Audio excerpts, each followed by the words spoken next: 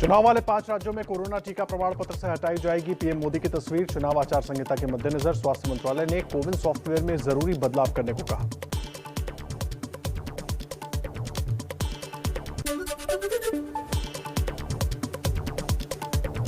क्या मथुरा से चुनाव लड़ेंगे यूपी के सीएम योगी आदित्यनाथ? राज्यसभा सांसद हरनाथ सिंह यादव के बाद बीजेपी सांसद साक्षी महाराज ने भी योगी को मथुरा से चुनाव लड़ाने की मांग की है।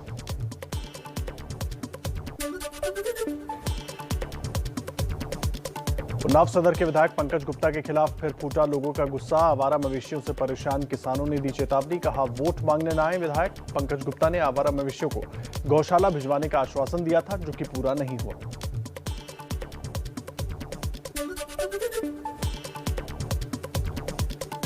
वाराणसी में उमा भारती का अखिलेश यादव पर निशाना, कहा जनता सपने में भी एसपी की सरकार आने से डर रही है और जल्दी बीजेपी को वोट डालने की तैयारी में है कि कहीं अखिलेश की सरकार ना। पूरा 5 साल का अखिलेश की सरकार का कार्यकाल भय पैदा कर रहा है, लोगों को उसके सपने आ रहे हैं और लोग एकदम डर रहे हैं कि हे भगवान ये भयावना सपना फिर हकीकत में ना बदल जाए। इसलिए अब लोग सुखद सपने देख रहे हैं कि फिर से योगी जी की सरकार बनेगी।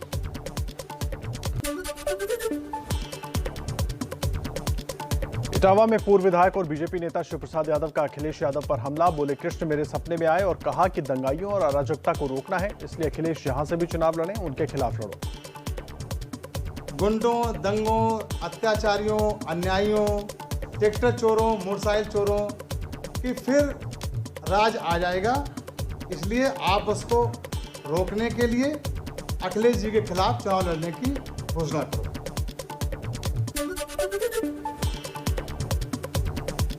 यूपी में अकेले दम पर चुनाव लड़ेगी जेडीयू। नीतीश सरकार के अल्पसंख्यक कल्याण मंत्री मोहम्मद जमा खान का ऐलान। चुनाव तैयारी हम लोग कमर कसे हुए चुनाव लड़ेंगे।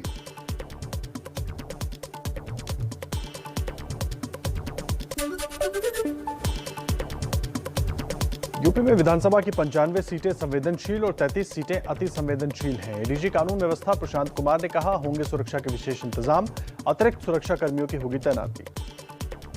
उत्तर प्रदेश पुलिस आगामी विधानसभा सामान्य निर्वाचन 2022 को निष्पक्ष, सकुशल तथा हिंसा रहित तरीके से कराने के लिए कटिबद्ध है।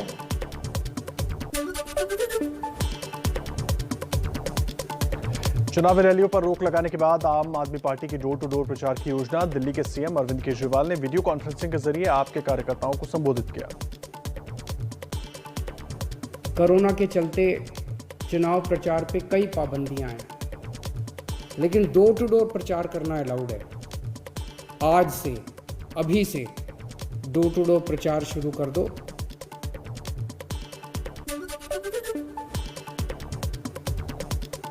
पंजाब के कांग्रेस अध्यक्ष नवजोत सिंह सिद्धू ने शुरू किया डिजिटल प्रचार। चुनाव से पहले याद दिलाया पंजाब मॉडल, कहा निर्देश बिल्कुल साफ है, 15 जनवरी तक डिजिटल माध्यम के जरिए ही प्रचार करना है।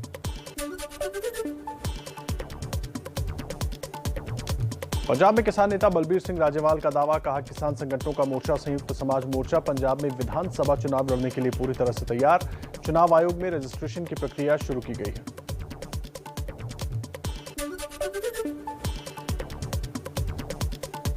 तेलंगाना के वारंगल में असम के सीएम हेमंत बिस्वा शर्मा का बेतुका बयान, कहा जिस तरह से धारा 370 को खत्म किया गया, राम मंदिर का निर्माण शुरू हुआ, वो दिन दूर नहीं जब निजाम और ओवैसी का नाम यहां से मिटा दिया जाएगा। एमपी के टीकमगढ़ के बीजेपी विधायक शिशुपाल यादव के बिगड़े बोल। समीक्षा बैठक के दौरान सत्ता की हनक में अधिकारियों को हड़काया, कहा अगर मुझसे उलझोगे तो सुलझोगे नहीं। हम किसी का बुरा नहीं करना चाहते, लेकिन जो उलझेगा वो सुलझेगा नहीं, ये ध्यान रख लेना हमारी बात को।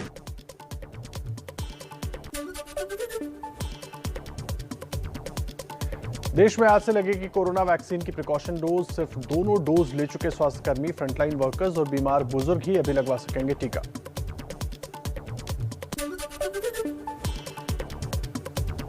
प्रिकॉशन डोज के लिए किसी नए रजिस्ट्रेशन की जरूरत नहीं, ऑनलाइन अपॉइंटमेंट ले सकते हैं या फिर सीधे वैक्सीनेशन सेंटर से लगवा सकते हैं बूस्टर डोज।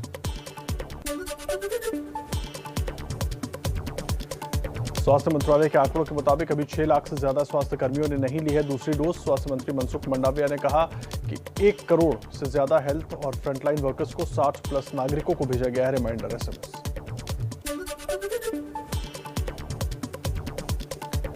कोरोना और टीकाकरण पर केंद्रीय स्वास्थ्य मंत्री मनसुख मांडविया की आज अहम बैठक। महाराष्ट्र, गुजरात और राजस्थान समेत 5 राज्यों के स्वास्थ्य मंत्रियों के साथ करेंगे चर्चा। दिल्ली में कोरोना के हालात पर आज फिर डीडीएमए की समीक्षा बैठक। तेजी से बढ़ते मामलों के मद्देनजर नई पाबंदियों पर हो सकता है फैसला।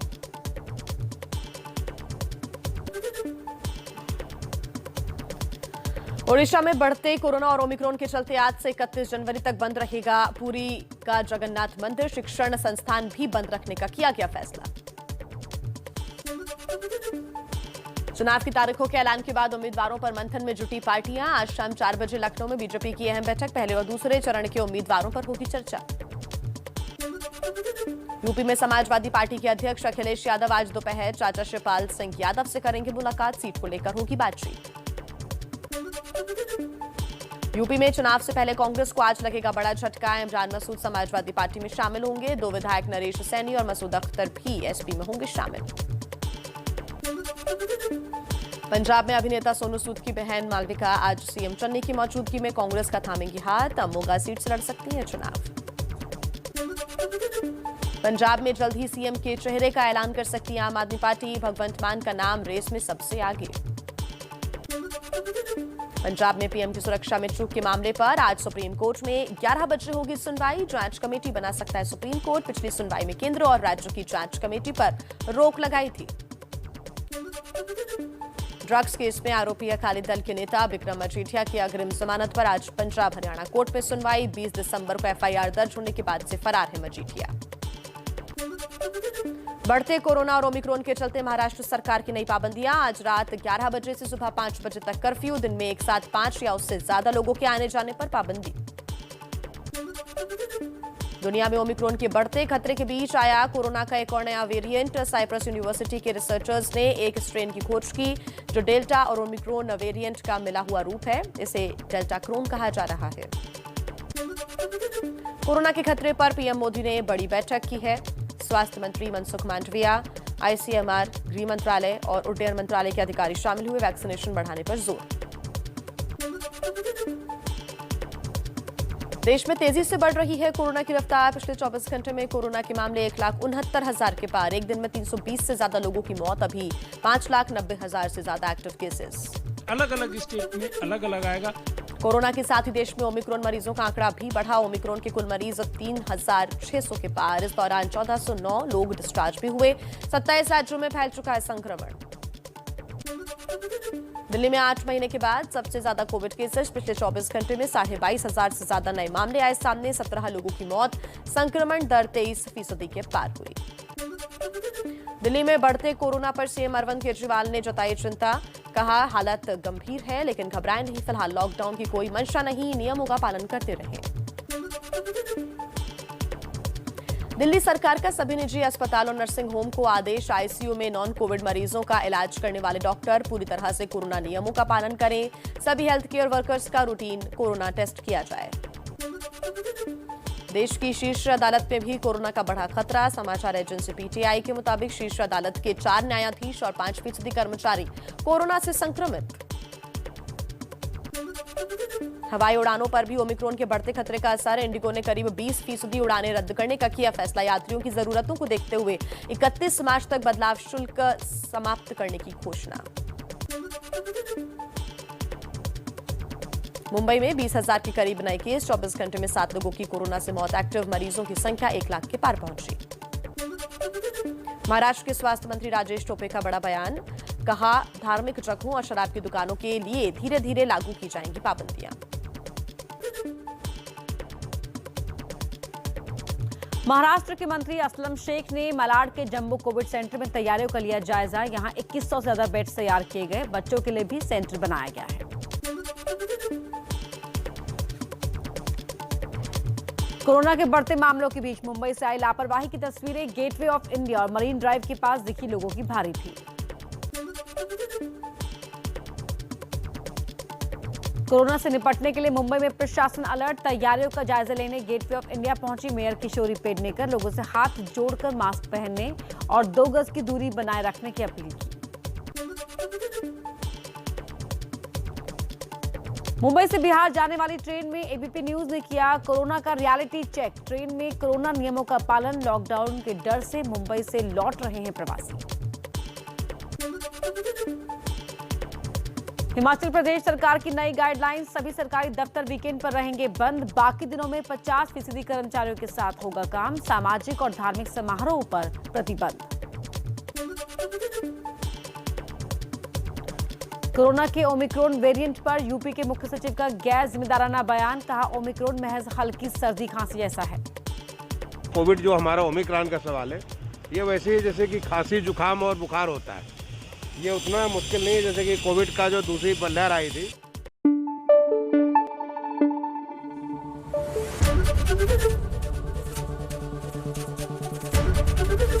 एबीपी न्यूज आपको रखे आगे।